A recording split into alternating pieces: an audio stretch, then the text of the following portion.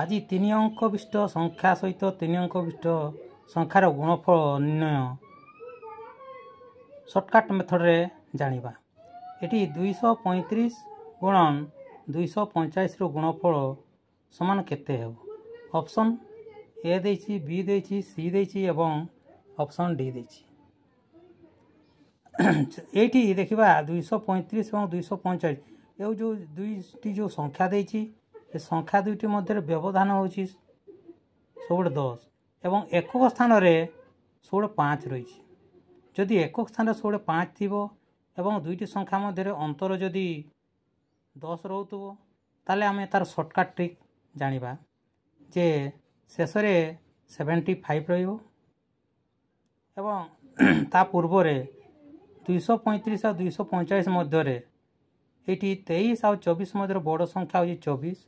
तेणु 24 रो वर्ग -1 कर दबा। तेणु 24 रो वर्ग होची 576 -1 आउ 75 पछपटे लगे। 575 हेउची करेक्ट उत्तर हला। ताले एठी ऑप्शन सी टा होची करेक्ट उत्तर। बर्तमान देखिबा आ गोटे प्रश्न देखिबा 125 गुणन 135 हला। ए दुईटी संख्यार गुणफल केते हेबो ना आखि बुझी करी आमे लिखि देबा पछपटे 75।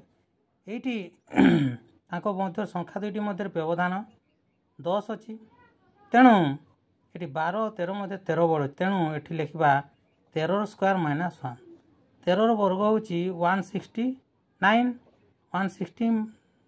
-1 माने 168 75 होची करेक्ट उत्तर।